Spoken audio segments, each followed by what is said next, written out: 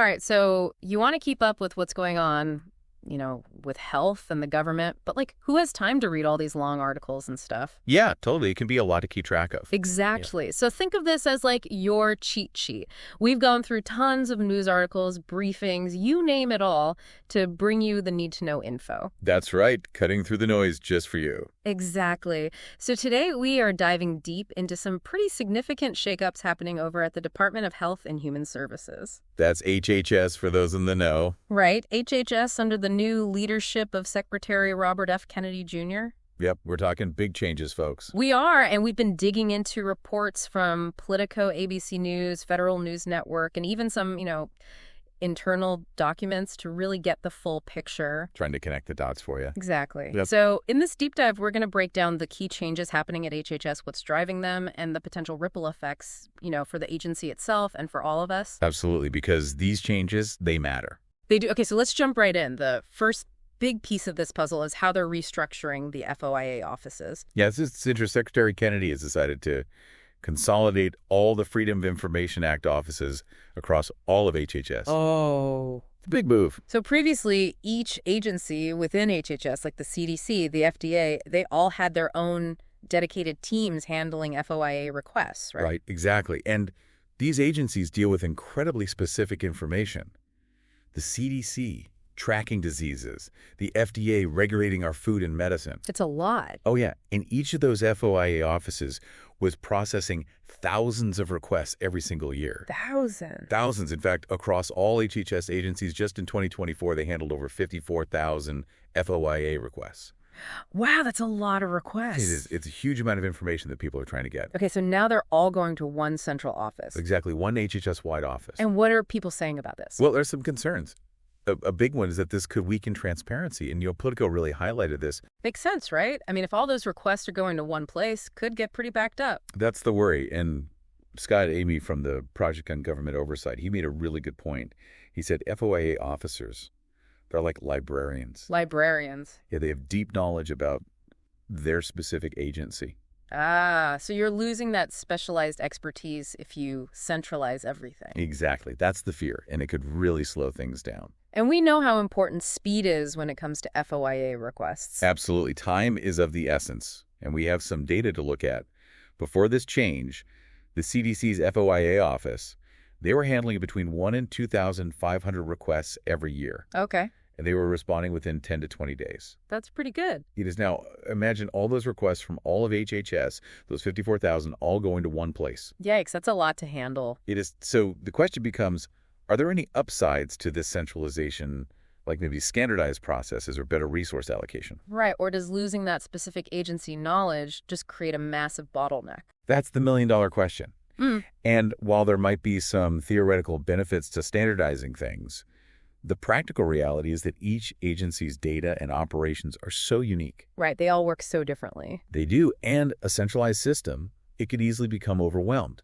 Michael Rothberg, who's a First Amendment lawyer, he's worried about this. He thinks it could lead to huge slowdowns and actually make the existing backlogs even worse. Oh no, even worse than they already are. He actually said it could be like the old days when getting a response to a FOIA request could take years. Years. That's a long time to wait for information. Especially when you think about why people file these requests in the first place, right? But it's about holding these agencies accountable, understanding what they're doing, particularly when things are changing rapidly like they are now. Exactly. And this is where things get even more interesting because Secretary Kennedy, when he first came in, he pledged radical transparency. He did. He made it very clear that was a priority. So now some people are saying this consolidation of FOIA offices is like the opposite of transparency. It's definitely raising eyebrows, especially with all the other changes happening at HHS right now. It seems a little contradictory, right? It makes you wonder about access to information. If you want to understand these changes, how easy is it going to be to get the documents you need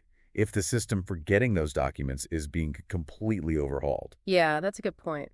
Okay, so we've got this big shift with the FOIA offices, but that's not the only major thing happening at HHS, right? Oh, no, not even close. The other really big piece of this is the massive layoffs they're doing and a huge reduction in the workforce. Huge reduction? Like how huge are we talking? They're aiming to cut the HHS workforce by 20,000 employees. 20,000, that's a lot of people. It is. 10,000 of those will be through non-voluntary layoffs. Yeah. RIFs. Right.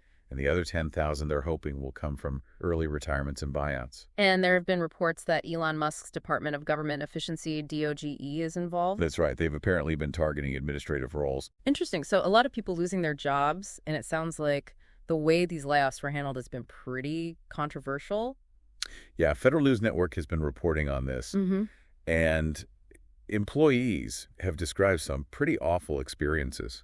Like what? Well, some people showed up to work and their ID badges were deactivated. Just like that? Yeah, just deactivated. And if your badge didn't work, you were reportedly corralled in front of your colleagues and escorted to your office to pack up your things. Oh, wow.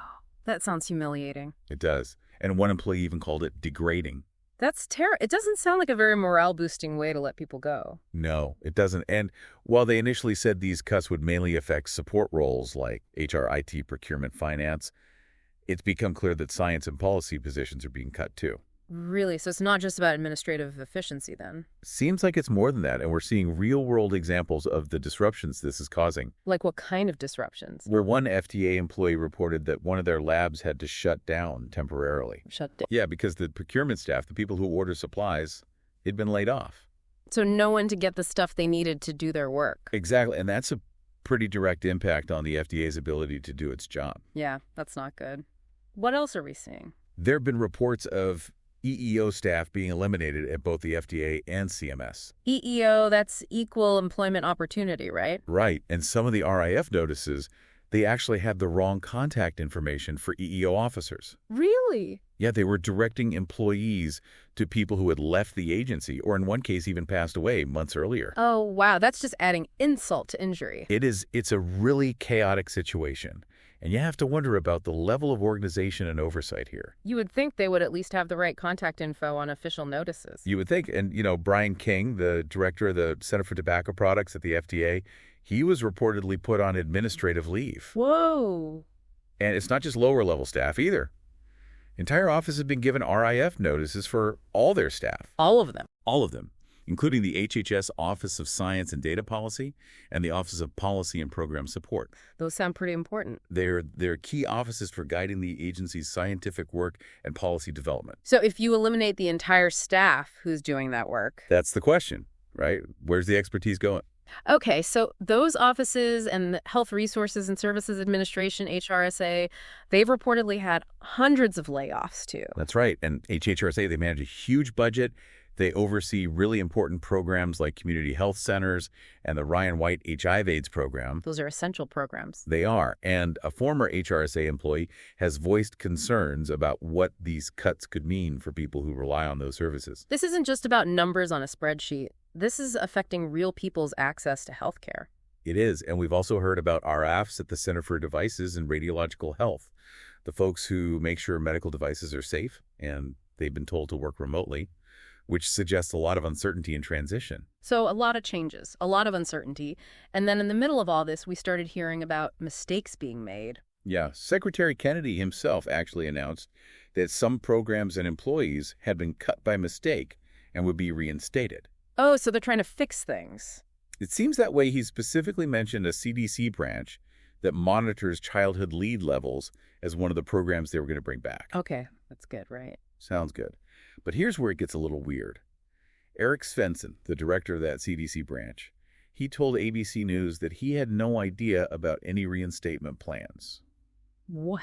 Yeah, and he said that the work had already stopped. So Kennedy says they're bringing it back, but the guy in charge doesn't know anything about it. Exactly. It's Yeah. a bit of a disconnect. That makes you wonder about the communication and how these changes are actually being implemented. It's a little chaotic, maybe. A little bit. And Kennedy also mentioned that research and studies were among the roles that were cut by mistake. So it wasn't just that one CDC branch. Seems like it was more widespread. And he even referenced President Trump's approach of admitting and fixing mistakes as the reason for these reversals. Interesting. So they're aware that people might see this as a problem, and they're trying to show they're accountable. That's how it seems. But even with these mistakes being acknowledged and some reinstatements planned, Secretary Kennedy has continued to say that no frontline work or essential services were actually affected by the cuts. But we've just talked about a lot of examples that seem to contradict that, right? We have the reports from employees across HHS really suggests that the impact has been felt pretty broadly and in areas that many would consider essential. Right. And early on, there were reports of probationary employees at the CDC and FDA being reinstated after DOJ initially cut them. That's right. So this pattern of cutting and then reversing seems to have happened a few times. Okay, so stepping back for a minute, beyond the immediate disruptions and the transparency concerns, what about the bigger picture, the long-term impact on things like scientific research and public health overall? That's the really big question. And there are some serious concerns, particularly about the future of research, especially for rare diseases. Rare diseases, okay. We heard from Keith Van Houten, whose son has muscular dystrophy, and his perspective is really powerful. What did he say? He's worried about losing the progress that's been made in developing treatments for these conditions because the cuts at HHS, which affect both the National Institutes of Health, Right. and the FDA, which approves new therapies. So cuts to both research funding and the approval process. Exactly. He's afraid of losing the momentum that's been built up over years of hard work and research. I can understand that, especially when you're talking about something as serious as a rare disease. He said when his son was first diagnosed, there were no FDA-approved treatments for his specific type of muscular dystrophy. Oh, wow. And now there are 7, thanks to research and FDA programs that encourage the development of treatments for rare diseases. So these cuts are creating a lot of uncertainty for families like his who are relying on this progress. Exactly. They're holding on to hope, and these cuts feel like a setback. So what's the problem with the cuts specifically? Well, Mr. Van Houten explained that for a lot of rare diseases, there's not a big financial incentive for big pharmaceutical companies to invest heavily in research because the patient populations are smaller. So it's not as profitable for them. Right. The return on investment might not be as immediate. So the research funded by the NIH is absolutely crucial in these areas. So if the NIH is getting cut, that research could dry up. That's the fear. And that could have devastating consequences for patients and their families who are hoping for new treatments. It shows how important the government is in funding research that might not be profitable for private companies. It does, and it highlights how interconnected everything is. The research, the funding, the approval process, it all works together. And when you disrupt one part of that system, it can have ripple effects throughout. Exactly. And beyond rare diseases, these layoffs could impact public health initiatives across the board. In what way? Well, when you lose experienced staff, when programs face uncertainty and potential funding changes, it becomes harder for the agency to address existing public health challenges and respond to new threats. So it weakens the whole system. It does. And we can't forget about the people working at HHS, the impact this is having on their morale. It must be tough going through all this uncertainty and seeing your colleagues lose their jobs. It is. And the way these layoffs were done, the badge deactivations, the humiliation, it's hard to imagine that not having a negative impact on the people who are left. Yeah, it makes you feel like you're not valued. Exactly. And one HHS employee who took early retirement said that what they've seen is the exact opposite of what you do to build a motivated and productive workforce. That's a problem.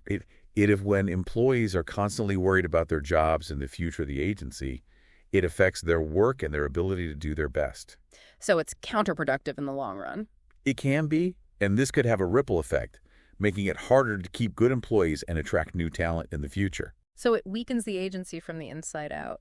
In a way. Yeah. Yeah, and all these changes at HHS, it's possible this is part of a bigger trend. A bigger trend. Yeah, there have been reports about similar workforce changes at the VA's Electronic Health Record Office and planned cuts at the General Services Administration, GSA. So this could be happening across the government.